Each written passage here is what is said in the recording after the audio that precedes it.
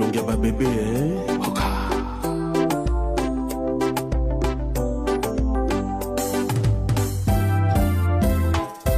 Mama bonheur, chérie Zalanano, yoka moko ya suka, chérie I love you. Mama bonheur, chérie Zalanano, yoka moko ya suka, chérie I love you. Bonheur olobaki na ngai nalelaka te o yokoya bonheur yokoya yeye olobaki na ngai lisusu nakitisa motema ye yokokoma chéri oza wanga wa motema yeyeyeyeyeye bonheur chéri Zalanano yoka moko ya suka chéri I love you. Bonjour, bonsoir, chers internautes, fidèles abonnés à Maman Bonheur Télévision. Babi, bonjour, bonsoir. Et où tu es pas ingénieur Yves Coco, Babi, partout dans le monde. Oh, nous sommes les Bakou vraiment. Il y a les Ambabiso, na Ngonga, oh, Nanda, Kunaye, Zombote vraiment. Et où en direct, il y a ingénieur Yves Coco. Et pourquoi pas Bambote aussi, Mingi, dans la patronat de notre chaîne Maman Bonheur, Nadine de Suisse-Irlande, Babi, Moté, ma papa Sébastien Miezi, Bambote, Naope.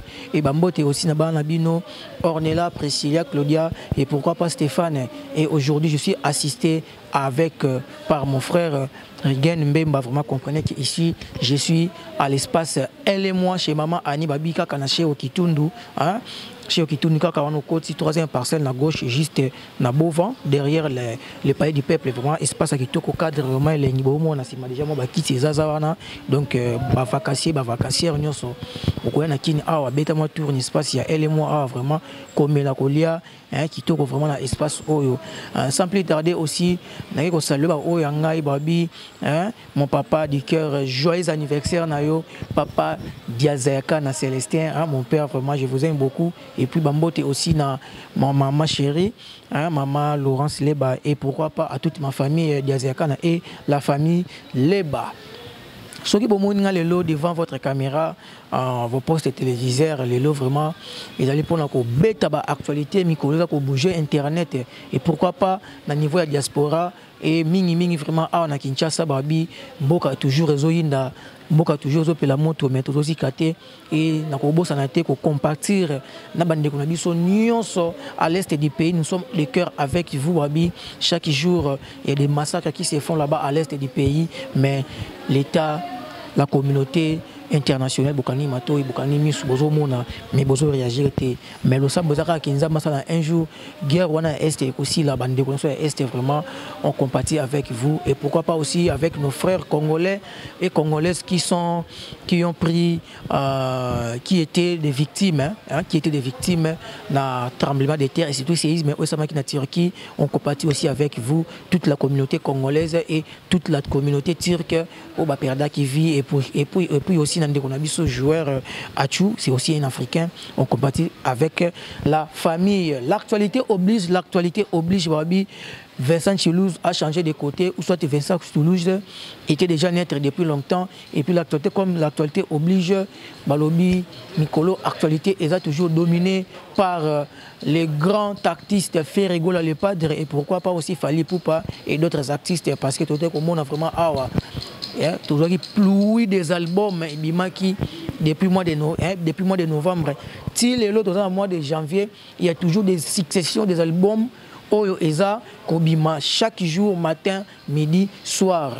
Dernièrement, nous avons réussi aussi, nous avons accueilli aussi l'album Gomme de Maestro Fabregas, c'est vraiment, ça cartonne déjà. Et puis nous avions accueilli aussi l'album Légende de Ferrego, de notre ambassadeur Kofi Olomide, mais le ming bientôt beta masolo pena au Italie, ba chroniqueur et surtout na ba journaliste au bazwaka part, il y a ba musicien profane qui sont ba musicien profane ou ba musicien chrétien.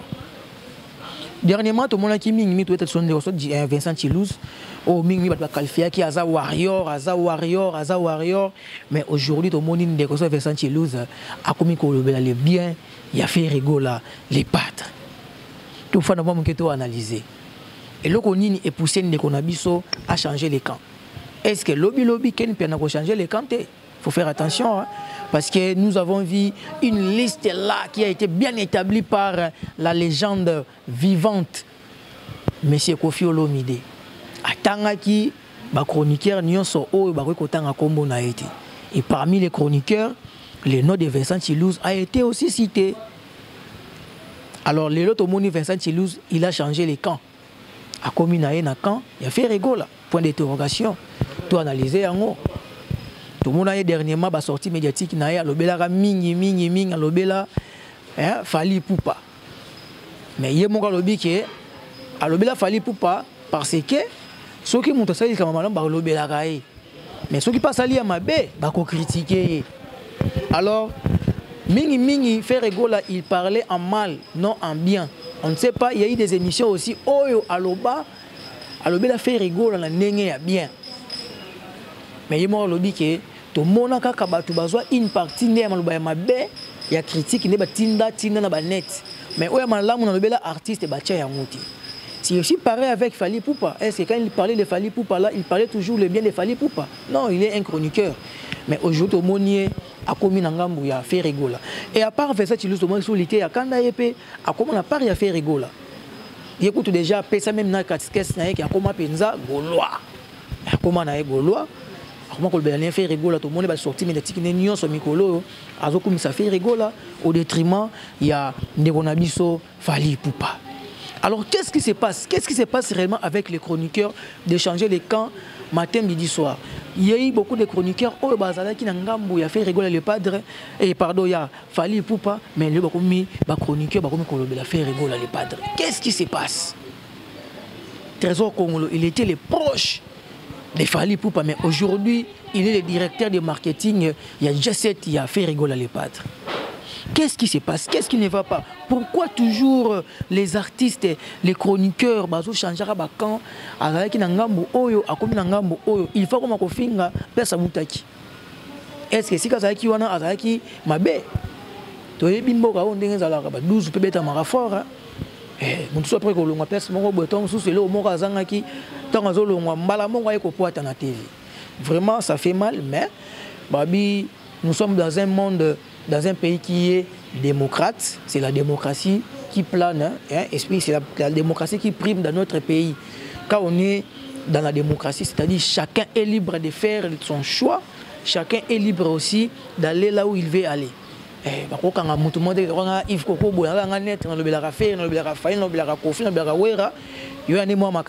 Yves Koko changer les camps, comment on a changé. Moi je suis au milieu du village.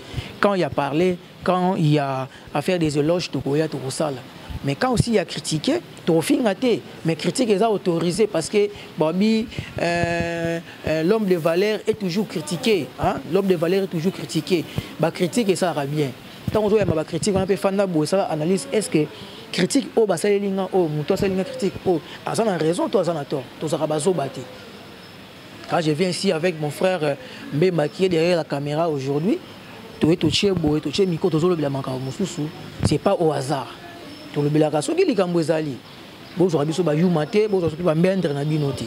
Donc le lot Vincent Chilouz a communiqué le bilan fait rigoler le padre. Mais moi ce qui me fait mal est ça que bandeko mingi ya ba chroniqueur na sala constat ceux qui bosa ba kini awa net bo bomba ba posona bino mais il suffit ko bimika li banda Kinshasa ata OK Tanzanie ata OK Burundi ata OK Nigeria ata OK France ou Paris ou pays nyonso okende oza li banda ya RDC bo changeaka toujours ba propos pona nini banda ne ba Vincent Chilouz awa na Congo na biso il a fait aucune émission à tenir ba propos ou à tenir qui na fauteuil ya ndeko na ngawana o ya yambaki na émission. Ken Piano aussi ndenge moko quand il était ici au pays, il n'a jamais critiqué le gouvernement. Mais il est parti en Europe, il a commencé à critiquer son gouvernement. Qu'est-ce qui ne va pas? Qu'est-ce qui se passe? Prince Bakali, même quand il était ici, il était na place Morobe, mais quand il est parti en Belgique, a changé les côtés, a dit n'importe quoi. Mais bon, nous on trouve ça normal parce que chacun est libre de faire son choix, mais les choix aussi doivent être encadrés. Même les choix aussi doivent être... Hein, il faut ça dans l'alignement bien. Tu ne peux pas faire ton choix. Il y a aucun école pour nous quelconque. Non, ça ne fait pas du bien.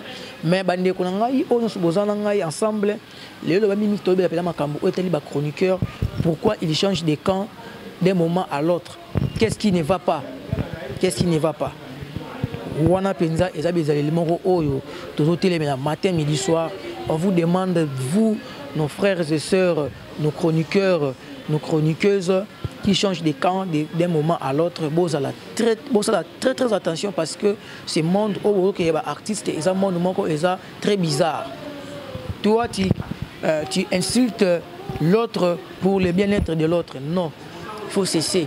Viens à la télé, fais la promotion de votre artiste, fais le marketing de votre artiste, mais ne viens pas insulter les autres artistes pour plaire à votre patron. Non. Là, il faut vraiment cesser. Ce ne sont pas des comportements qui sont alloués, mais tous les comportements toujours télé du matin, midi, soir, vraiment, ça ne fait pas du bien. Mais déjà, je vous dis, nous sommes arrivés à la fin de notre émission, de notre speech de cet après-midi avec Yves Coco. Mais je vous dis, si vous avez aimé cette émission, allez liker, allez commenter et surtout, c'est vraiment la remarque, la suggestion, critique et qui mais pas des insultes parce que si tu m'insultes, moi aussi je vais t'insulter. C'est l'internet, ça marche comme ça.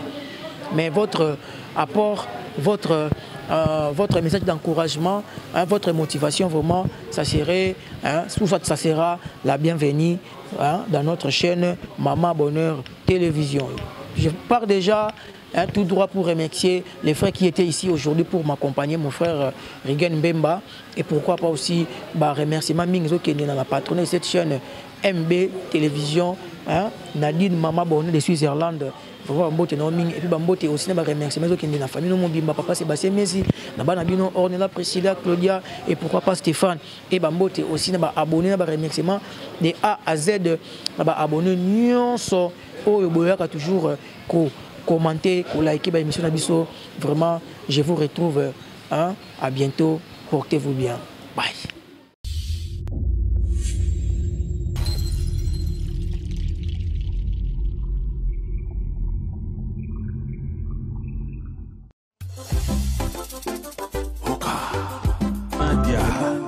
Elongia ba bébé Oka.